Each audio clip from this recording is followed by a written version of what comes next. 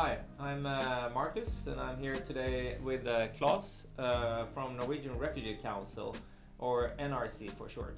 Claes is the creative leader for the campaigns here at NRC, and NRC is a humanitarian aid organization who helps people who are forced to flee. They work in crisis in 31 countries, and where they help saving lives and rebuild futures for millions of people. You recently used VR as part of an installation here in Oslo. Can you tell me a little bit about how you used VR? Okay, it started in last year. We decided to do a youth campaign here in Oslo or in Norway, and one part of the whole youth campaign was to create a VR center or VR film. So me and a colleague went down to one of the refugee camps that we have here in Jordan and in Ethiopia, and filmed 360 films down there.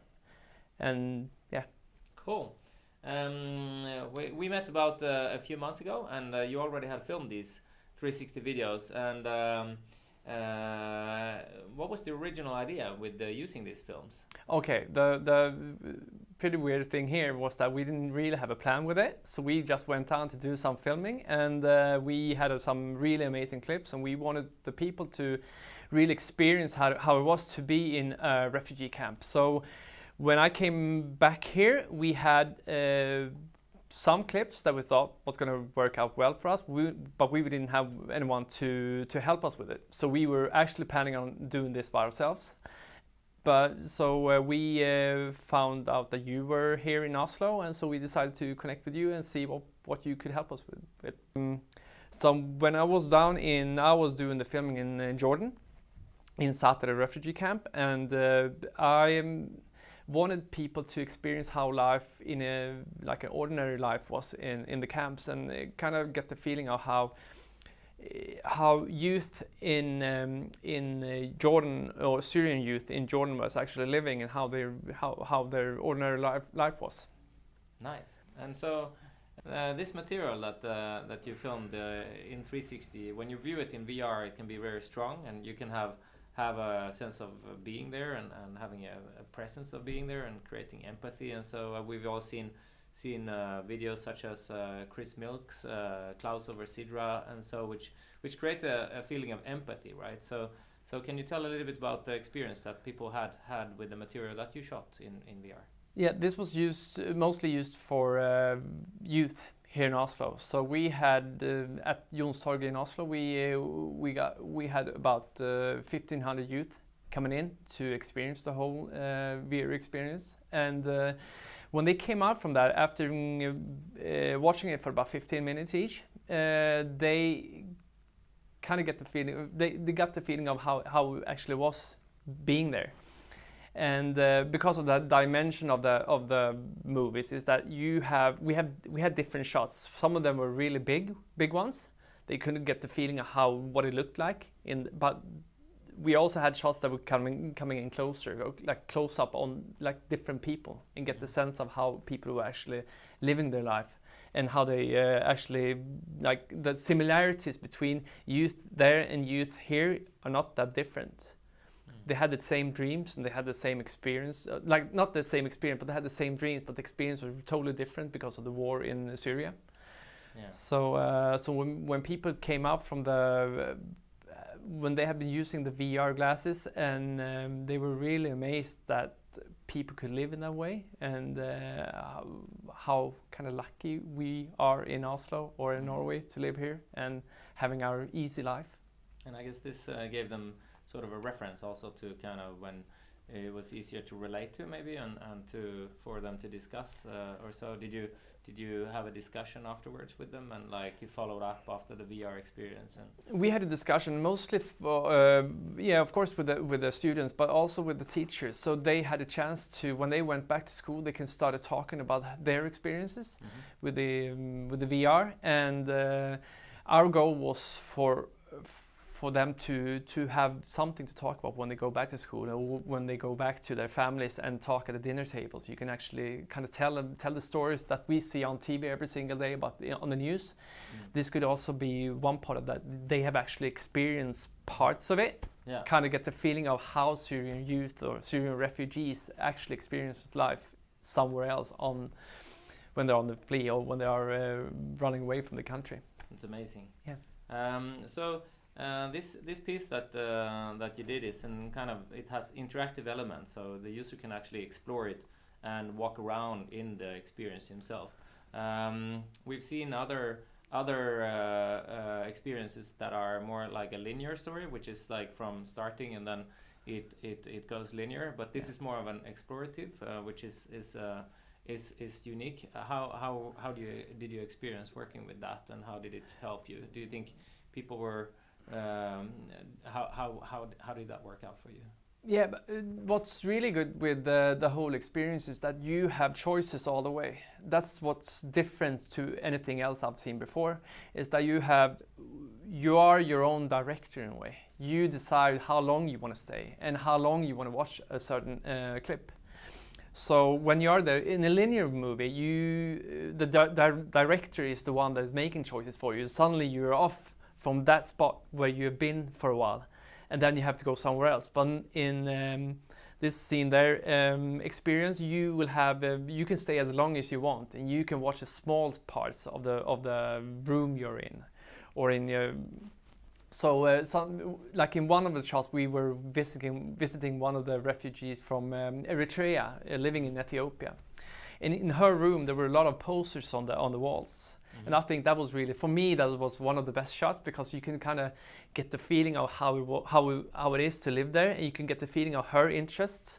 Yeah. She has different interests in all the pictures she had on the walls, and you can just sit there for a while, and you can see what's on the ground. You can see the gravel on the ground. You can see how many people there are in the room, and that's kind of what I really like with having a non-linear one, and with moving pictures, that you can become your own director, and you will have the choices, and you can stay for an hour if you want to.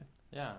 I mean, everybody is different, and everybody's exploring in different ways. So, did people stay long and explore? How long time did they spend in the experiences? We set a time limit for about 15 minutes, but we saw that wasn't enough. So our movies, even though I think we counted 27 different locations, but I could probably have people could have spent more than half an hour if they really had a chance. Yeah, that's a long time for VR experience. But our experience was also that we didn't have any. We had the ambient sound. Yeah. So we can get the feeling of how it actually sounds over there. But we also had a voiceover that told a story about the place. Right. And that's really important. So you can get the facts out really fast. You can get the facts of how big the refugee camps are, but also you will experience the area and the ambient sound in your how much, as much as you want. Yeah, that's great. What was the biggest learning when you're in this process? The learning curve was really really big.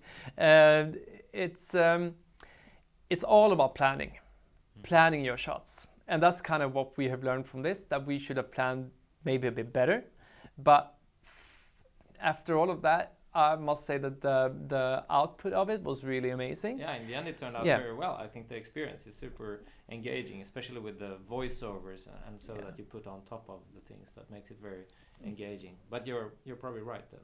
But the planning is everything. So you can make a plan like making your own movie, like an ordinary movie. You can have all the shots really ready for you.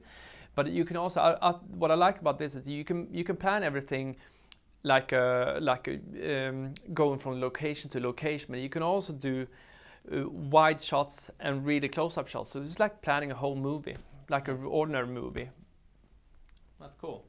And so how are you planning to go ahead in future? Will NRC work with this in what ways do you plan to use this in the future? There are different ways to work with VR. I think there are 3 different ways. There is one way that you can use it for internally information for newly employed people here at the head office, that you can actually describe what we're actually working with. The other part is fundraising, of course. I'm getting closer to corporate, so corporate can use this for the corporate section here could use it for corporates to get funding, and kind of tell the stories how we are using VR for them to experience how it actually is in different places where we work in all the 31 countries, if that's possible.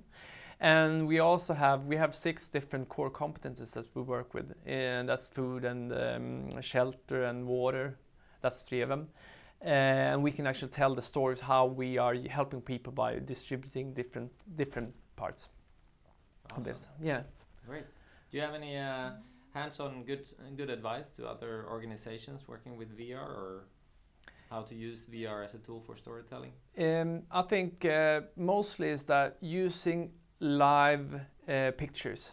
I think that's kind of key here, instead of using pictures like still pictures, because you will get the feeling of being there. So using video. 360 video. Yeah, instead of taking pictures, the video makes you be part of the whole experience, be part of the place that you're visiting. But the other part is that you should not be too.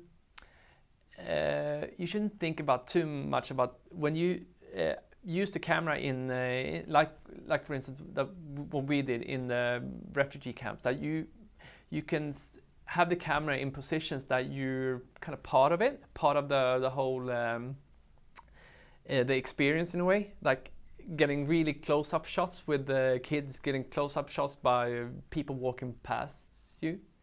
So of course they will see the camera when you're filming them, but I don't see that's a problem, because that's kind of the whole thing by getting that eye contact, and I think that's kind of nice and neat. Feeling like you're there and being part of the scene. Yeah. All right. Yeah. Exciting. Well, yeah, we were really lucky to be here and working with NRC. It's been an honor to help this aid organization to tell the story about the work they're doing, and the collaboration has been really great with you, Claes. It's great to have someone inside the organization that can drive a project like this, and we're getting a chance to tell stories in a whole new way, and I think the collaboration has been excellent. So what's your experience from it?